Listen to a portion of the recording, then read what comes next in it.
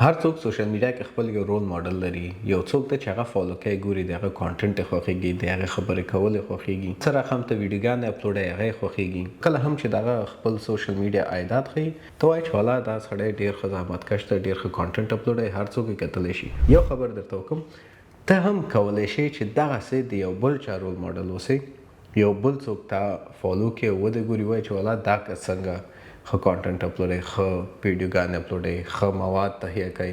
هر څوک کولای شي، داس نه ده، مګر هغه طریقې سره هم ته ده سوشل میډیا کې هغه په دې ویډیو باندې مونږ وایو چې څنګه کولای شي ته په خپل دغه یو آیډیل شي د خلکو یو څوک تا فالو کی، او څنګه کولای شي چې ته خپل یو سوشل میډیا انفلوئنسر شي چې فالوورز ولري او هغه خلک چې تنن فالو کوي کېدې شي هغه سبا تا فالو کی.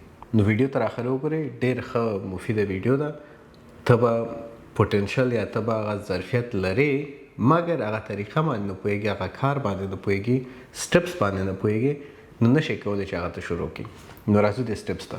اول چې ته څوک فالو کوي سوشل میډیا کې، دا نه چې ته یو نفر فالو کوي، هر برخه کې یو نفر داسې شته چې ته وایي چې والا دې برخه کې دا کس ماهره ده، دې برخه کې دا کس ماهره ده، او دغه برخه کې دا نفر ماهره ده. مطلب هر یو خپل یو مشخص برخه کې ځان رسولی ده، او مشخص برخه کې هغه خپل آډینس راغونډ کړي دي، خپل مینوال راغونډ کړي دي. داسې نه ده چې یو نفر په سایکولوژي باندې خبره کوي، هغه سړی په انجینري کې هم خبره کوي، هغه سړی په کمپیوټر ساينس کې هم خبره کوي. نه، دغه نیش سپیسیفیک ده. دغه سوشل میډیا کې دغه یو ټرم ده نیش، مطلب چې ته کوم شي باندې چې پوهېږي او د کوم شي کې چې ښه ماهر یې هغه یو شی انتخاب کوه او مغه شي کې خپل کانټنټ او ویډیوګان اپلوډوه. مثلا یو نفر ته فټنس کې ښه ماهره ده، نو هغه خپل د فټنس ویډیوګان اپلوډوي، فټنس ټپس ورکوي، فټنس ټریکس وایي، څه رقم ته دا وکړي، څه رقم ته ما دا کار وکړو. یو بل نفر ښیي چې څه رقم ته د سره ما کومک وکړو. نو هر څه چې ده د فټنس مربوط کیږي. یو نفر بل ته هغه په سایکولوژي کې ډیر ماهره ده، نو هغه د سایکولوژي مربوط چې څنګه ته یو نفر خپل ځان ته جذب کړي، څنګه ته یو مسلې نه د سایکولوژي نه ګانه وګوري او هغه ځان ته نه وژغوري، څنګه ته کولی شي یو بل کس خپل تاثیر لاندې راوړي، د هغه ټولې خبرې سایکولوژي مربوط کیږي. او څه رقم ته چې دا نفر خبرې کوي، د هر نفر خپل یو یونیک طریقه لري د خبرې کولو.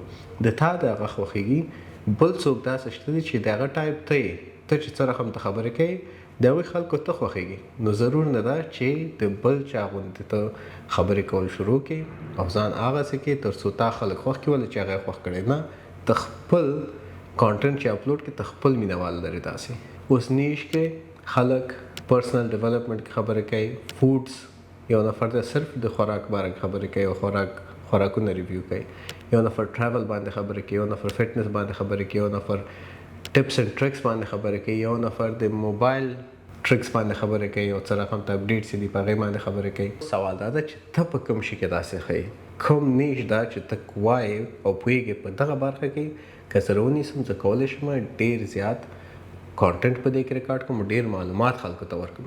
اوس که کوم نیش یې تا نه ده، کوم برخه کې چې ته ماهر نه یې هغه انتخاب کې څه کېږي، او که انتخاب نه یې کې کوم برخه کې چې ته ماهر یې هغه انتخاب کې څه کېږي. اول چې کوم برخه کې ته معلومات نه لري هغه ته انتخابوي، ولې د خلکو ډېره خوښه ده، هغې کې ته په هغسې جرأت سره خبرې نشي کولی، کمپیوټري خبرې به دي. او کوم کې چې ته ماهر یې او هغې کې ته خبرې کوي، مطلب هغې کې ته خپل کوم جرأت چې لري، خپل کوم خوند چې پکې لري خبرو کې، هغه کې ته ښودلی شي. نو هغه دپاره خلک چې کوم کې ماهر دي په هغې کې ویډیوګانې ډکوي او په ډېر جرأت او خوند سره هغه خبرې کوي، ولې چې هغه ته مزه ورکوي. دې دپاره نور خلک هم خوښوي. دویم پوینټ دا ده چې کله ته داسې یو کانټنټ ټایپ انتخابوي چې هغې کې ته ماهر نه یې، هغې کې تا سره ډېر لیمیټډ ویډیوګانې ته یا کانټنټ پکې جوړولی شي، ولې چې څه هم ریسرچ ته کوي، یو څو دا 9-15 ویډیوګان دپاره یا 10 ویډیوګان ته ریسرچ کوي، هغه نه بعد ته نه پوهېږي چې ښه اوس زه څه ووایم. خو چې کوم کې ته خپله مهارت لري هغه کې تا سره فکر وکړه 100 ویډیوګانو آیډیاز را پیدا کېږي، هره ورځ ته کولی شي مختلف ټایپ کانټنټ پکې ریکارډ کړي او خلکو ته یې مخکې کړي. دغه شیان مته نظر ونیسئ چې خپل نیش اول سپیسیفیک کړئ. اوسه پورې سوشل میډیا پلیټفارم تاسو نه دی جوړ کړي، نه په یوټیوب کې، نه په ټیک ټاک کې، نه په انسټاګرام کې، چېرته نه. ته صرف خپل ریسرچ کوي چې څه رقم ته تا اول د سوشل میډیا ته راشي او کوم سوشل میډیا ته ښه ده. اوس دویم سټپ کې ته شی کول کو خو تا نیش معلوم کو. دویم سټپ دا ده چې کم ټایپ یا کم قسم خلکو دپاره دغه ما کانټنټ ډېر ښه جذابه دي یا ډېر خلک ورته ضرورت لري.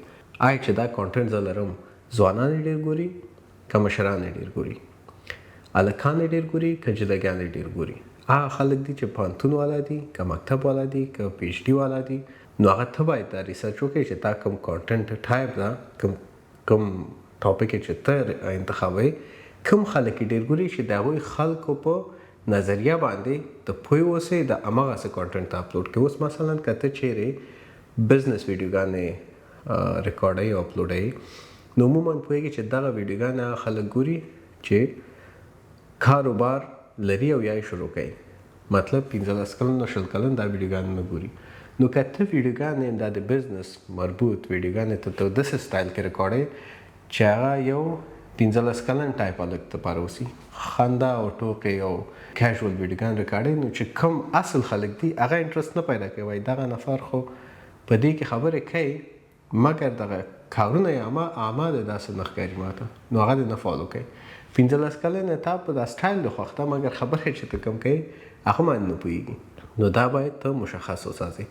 او چې کوم پلیټفارم کې ته دا خلک پیدا کولی شي، مثلا ته ګورې آیا دا کوم کانټنټ چې زه اپلوډوم دا په یوټیوب کې خلک زیات سرچ کوي، که ټیک ټاک کې خلک زیات ګوري او که انسټاګرام کې خلک زیات ګوري، دا باید ریسرچ وکړې. دې نه بعد راځو بیا سوشل میډیا ته. نو سوشل میډیا ته راځئ، خپل اکاونټس جوړوئ په سوشل میډیا کې، بایو دې ورکړئ، پروفایل پکچر چې څه هم مهم دي، هغه اولیه سیټینګز چې تا پروفایل سیټ اپ شي، هغه نه بعد د کانټنټ اپلوډول شروع کړئ. نو دې نه مخکې چې تا دا سیټ اپ شروع هم کړې، ته باید د کانټنټ خپل لیست ولري یا ریډیمیډ ویډیوګانې ولري، دا نه چې ته اپلوډینګ شروع کړې او بله ورځ در سره ویډیو نه وي. د ما خپل یو ملګری و، هغه یوټیوب چینل ډېر ښایسته آیډیا سره راغلی چې دا زه جوړوم. ما ورته ویل ورور تا ول داسې کار وکړه، تا ول ویډیوګانې ریکارډ کړه چې ښه در سره ډېرې شوې، کم از کم یو 15-20 دانې خو یوټیوب دپاره لانګ ویډیوګانې ریکارډ کړه چې بعد کې ته شاته پاتې نه شي، هغه کنسسټنسي دې پاتې نشي، خراب نشي. نو یو دو ویډیوګان ریکارډ کړې، صبر یې ونه شو، یوټیوب چینل جوړ کړو، اپلوډینګ شروع کړو، دریم څلورم کې نور اخواته ورسره کانټنټ نه ول او د ده زړه هم نه کېدو، نو هغه چینل همداسې سر په سر په 4 ویډیوګانې پاتې شو. هغه 4 ویډیوګانې ډېرې ښې تلوي، بعد کې هغه موټیویشن یې نه درلودو او هغه ویډیوګانې پاتې شولې، ریکارډینګ یې پاتې شو. دا وایي چې والا څنګه وکړم، ډېر وخت شو همداسې ته نه پاتې شو. نو دغه دپاره وایم چې هر وخت تاسو پلیټفارم ته راځئ هر یو ته باید اول نه یو څه کانټنټ لیست یا ریکارډډ یا ایډیټډ چې هر رقم ته ولرئ چې کله ته شروع کړې ته بند پاتې نه شي یو ځای کې.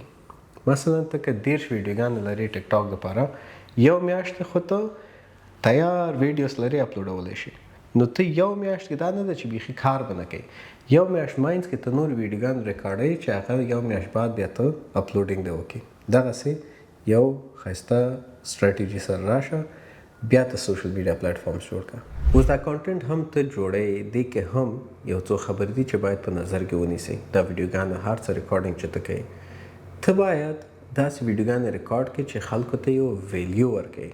مثلا دا نه چې ویډیو دی هسې بس خبرې پکې کوي او هغه نفر ته د څه نه حاصل کوي، مطلب یو ایجوکیشنل اوسي، انسپایریشنل اوسي، یو څه اوسي چې هغه نفر هغه ویډیو نه یو څه ترلاسه کوي. نو هغه وخت کې ته خپله ویلیو پیدا کوي خلکو منځ کې چې کوم معلومات مثلا ته ویډیو چې د چا خوښوي او ګورې، حتما هغې نه تا یو څه راغیستي دي، د خبره ته نه زده کړې ده، نو هغه کس تا ته ویلیو پیدا کړي د خبرې مطابق. نو دغسې ته باید داسې خبرې یا داسې کانټنټ پکې وکړې چې یو نفر ته یو څه اخلي، زده کوي، نو د هغه مطابق ته ویلیو پیدا کوي، بیا خلک تا فالو کوي صحیح طریقې سره. او کانټنټ هم خلک مختلف شکل باندې استفاده کوي، داسې کوي چې 80% په ایجوکیشنل کې، په انسپایریشن کې، موټیویشن کې، دې شیانو کې کوي. 20% چې کوم سروسز دا لري، اکثر خلک یو مهارت لري یا یو کار لري چې هغه پروموټ کول هم غواړي، نو 20% په دې پروموشنز کې ورکوي چې خپل یا پروډکټ انټروډیوس کوي یا کوم سروسز چې لري یا کوم مهارت چې لري هغه باندې کار کوي، هغه خلکو ته مخکې کوي چې دغه کار زه کوم. دا نه ده چې 40% په همدغه مهارت باندې خبرې کوي، په خپل سکل او پروډکټ باندې خبرې کوي، نور هېڅ نه کوي. یا 100% ته صرف ایجوکیشنل کانټنټ ورکوي او کوم چې ته خپل پروډکټ لري یا خپل سروسز لري هغه پکې نه پروموټ کوي، نو دغه آډینس چې ته لري دا ته هیڅ فایده نه لري. دا ده چې صرف هغه نمبرز او فالوورز زیاتېږي، ته ترنه بیرته هغوی ته یو سروسز چې کوم ورکوي هغه هم خدمت نشي وړاندې کولی ورته. دا په نظر کې ونیسئ. کانټنټ ټایپ مونږ لرو مختلف ایجوکیشنل کانټنټ خلک ورکوي، هاو ټو ویډیوګانې شته دي چې څنګه دا کار وکړي، ریکمنډیشن خلک ورکوي ورته چې دغه شی باید دلته وکړي یا دغسې وکړي، ریویو ورکوي، پرسنل سټوریز ورکوي، بیهایند د سین خلک ریکارډ کوي اپلوډ. ډېر داسې کانټنټ قسمونه دي چې ته شاته ترنه نه پاتې کېږي.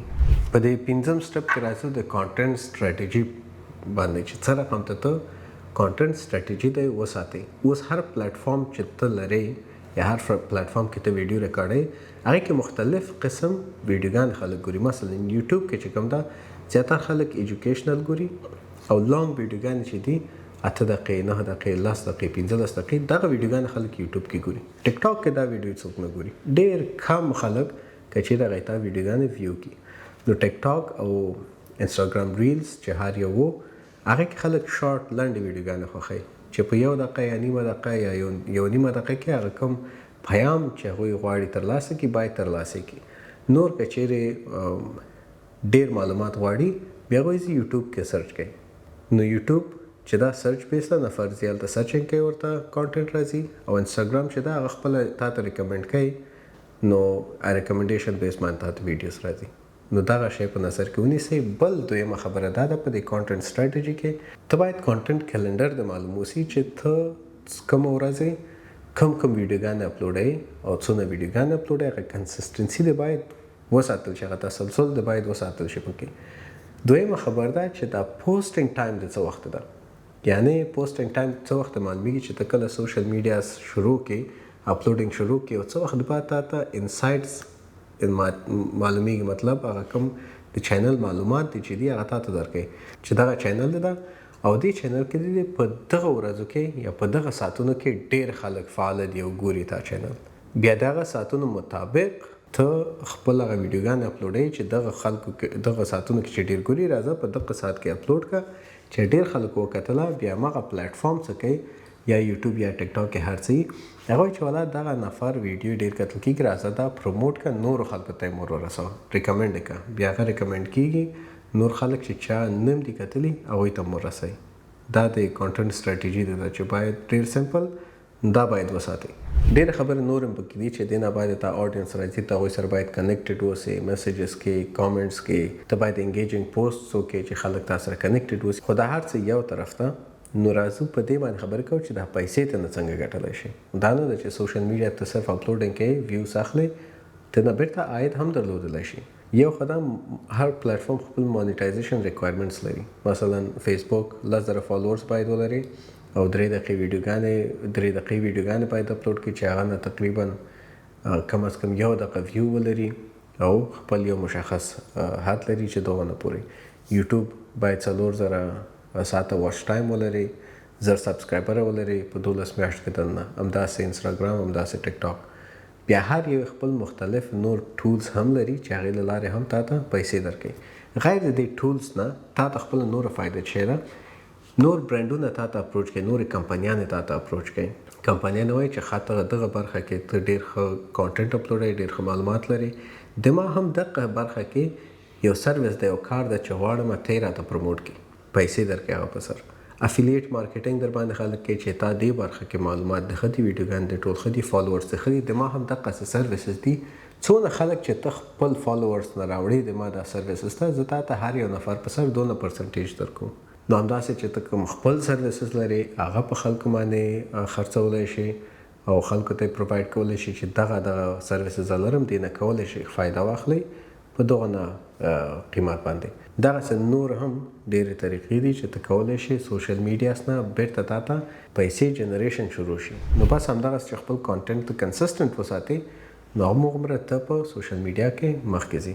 فکر کوم ډېر حده پورې به تاسو سره خلاص وي. نور که بیا هم کوم ځای کې مشکل لرئ کامنټ وکړئ، ضرور ویډیو به پرې جوړ کړو، که نه په کامنټ کې به جواب شي او نور خلکو سره هم شیر کړئ چې څوک غواړي دې برخه کې یا دې فیلډ ته راشي. دغه یې لاره ده.